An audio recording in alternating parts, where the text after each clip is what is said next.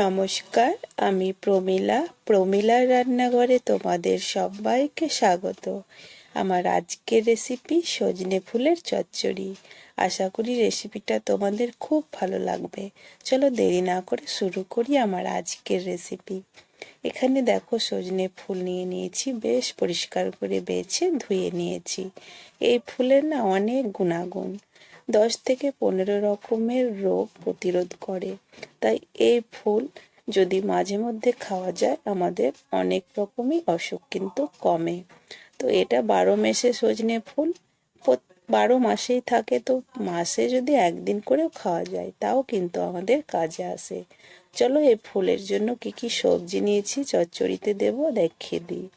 এখানে দেখো আমি পছন্দ মতো সবজি কেটে নিয়েছি। এখানে আমি কাঁচা কলা কেটে নিয়েছি। এখানে দেখো একদম কচি কচি সজনে ডাঁটা নিয়েছি, ঝিঙে কেটে নিয়েছি, আর নিয়েছি পটল, সাথে আছে আলু লম্বা লম্বা করে কেটে নিয়েছি। আর মশলা দেব খুব অল্প সামান্য সর্ষে আর কাঁচা লঙ্কা, এটাকে পেস্ট করে নেব। চলো এবার রান্নাটা শুরু করে দিই। কড়াই বসিয়ে দিয়েছি, কড়াইয়ের মধ্যে দিয়ে দিলাম অল্প পরিমাণে জল। এবার আমি সজনে ফুলটাকে দিয়ে হালকা ভাপিয়ে নেব, তাহলে তেতো যদি বা থাকে তাহলে তেতো ভাবটা কিন্তু লাগবে না। অল্প একটু লবণ দেব, ঢাকা দিয়ে কিছুক্ষণ ভাপিয়ে নিলেই হলো। তো ভাপানো তো হয়ে গেছে, ঢাকনাটা খুলে নিলাম। এবার কিন্তু জলটা ঝরিয়ে ফেলে দেব।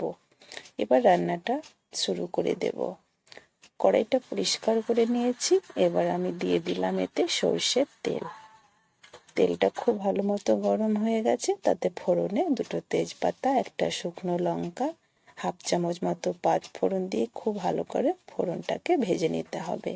ফোড়নের গন্ধটাতে রান্নাটা ভীষণ ভালো লাগবে। বিশেষ কোনো মশলা কিন্তু এর মধ্যে দেব না, হালকা মশলাই বানাবো, এতে অনেক উপকার আসবে। প্রথমে আলুটাকে দিয়ে দিলাম।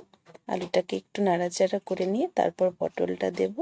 পটল আলুটাকে একটু ভাজা ভাজা করে নিয়ে বাকি সবজিগুলো অ্যাড করব। আর এখানে বলে রাখি, আমি আমার পছন্দ মতো সবজি দিয়েছি, তোমরা তোমাদের পছন্দ মতো সবজি দেবে। আর চচ্চড়ি মানে আমার তো মনে হয় ডাঁটা ছাড়া অসম্পূর্ণ, তাই যে কোনো ডাঁটা থাকলেই হবে। আমি সজনে ডাঁটা দিয়েছি, তোমাদের কাছে না থাকলে তোমরা অন্য কোনো ডাঁটাও দিতে পারো।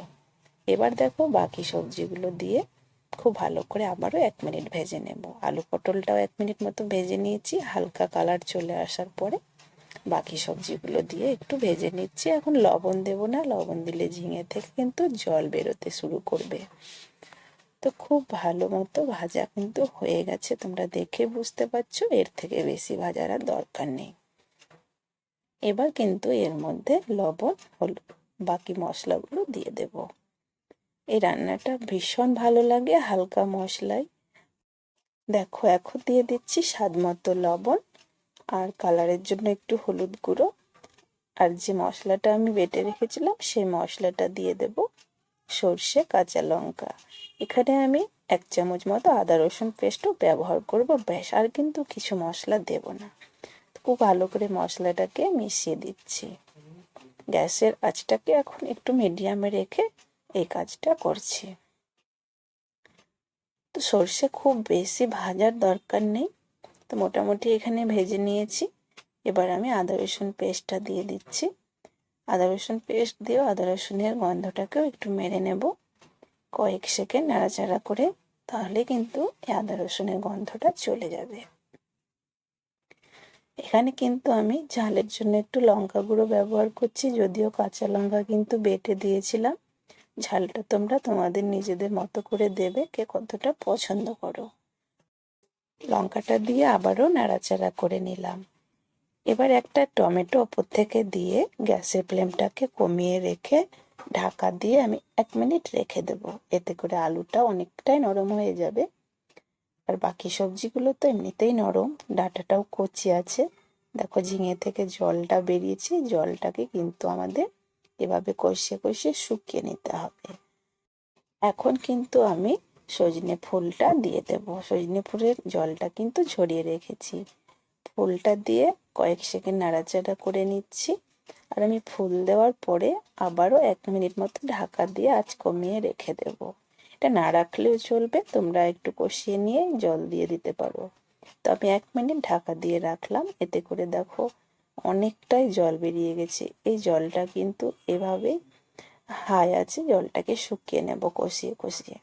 জলটা শুকলে এই রান্নাটার স্বাদটা বেশ ভালো লাগবে খেতে, ভীষণ সুস্বাদু এই রান্নাটা। তোমরা যদি কোনোদিন না বানিয়েছো অবশ্যই বানাবে।